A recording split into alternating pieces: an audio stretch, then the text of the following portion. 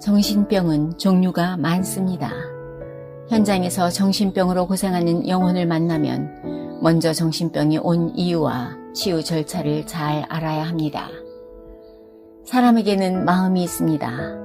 사람의 마음에는 자기의 의지와 사상이라는 것도 있습니다. 불신자들이 말하는 의지가 사람의 마음에 다 들어와 있습니다.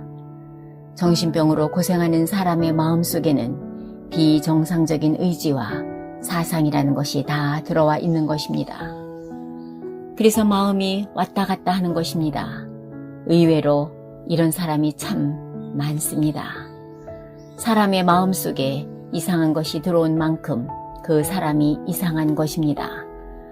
병원까지는 안 가도 좀 이상한 말과 행동을 하는 사람도 있습니다.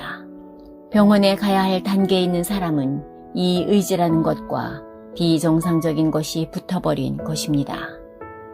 여기에 악한 영이 들어온 사람입니다.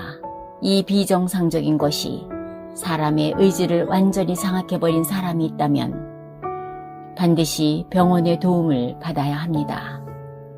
자기 의지가 전혀 없는 상태에서 악한 영과 의지가 서로 물고 잡아당깁니다. 이때 목사님을 데리고 오면 서로 더 강하게 싸웁니다. 악한 영이 꼭 잡고 있기 때문입니다.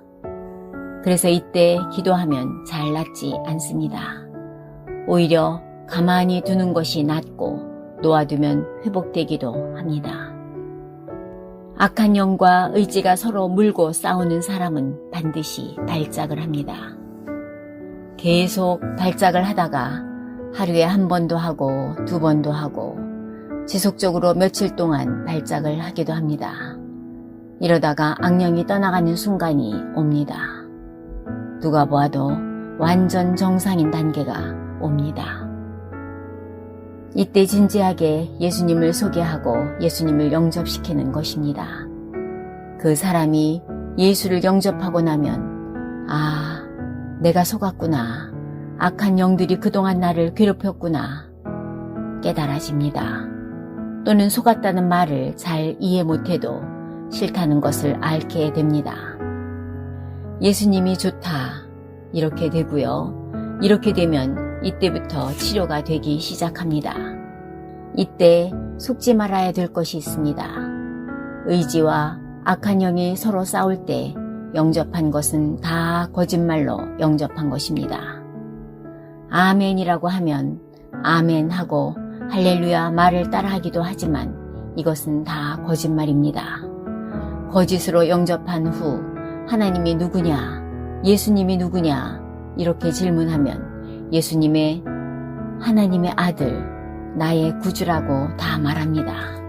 기도해라, 회개하라 이렇게 말하면 주여 회개합니다.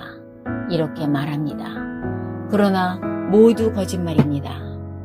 이 모든 것을 정상적으로 생각하고 말하며 정신이 정상으로 돌아왔을 때 이때 예수 그리스도를 영접시키는 것입니다. 그러면 성령이 임합니다. 이런 사람 중에 정상적일 때 지속하여 매일 말씀을 받으면 완전히 치유받는 사람도 있습니다. 정신병으로 고생을 하다가 단 한 번 예수 그리스도를 영접하였는데 완전히 치유받는 사람도 있습니다. 그런 사람들은 악한 영이 들어온 지 3일 또는 한 달 이내의 사람들입니다.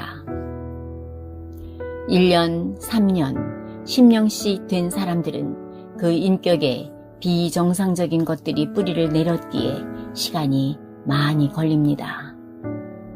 그래서 정신병으로 고생하는 사람들을 만나면 무조건 기도하기보다는 이 원리를 잘 알고 이 사람에게 말씀을 자꾸 매일 공급시켜서 그 사람의 의지가 말씀으로 바뀌어야 합니다.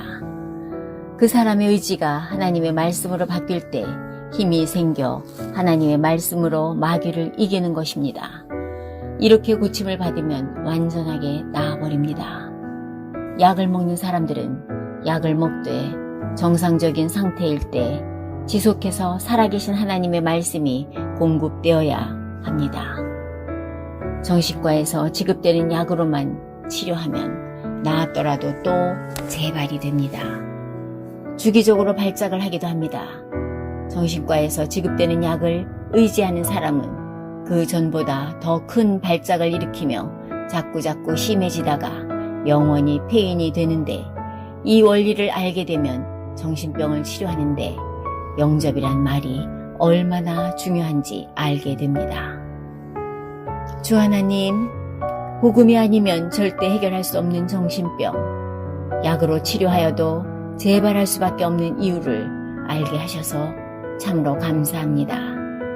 천하보다 귀한 생명을 살릴 수 있는 갑절의 영감을 주옵소서. 주 예수 그리스도 이름으로 기도합니다. 아멘.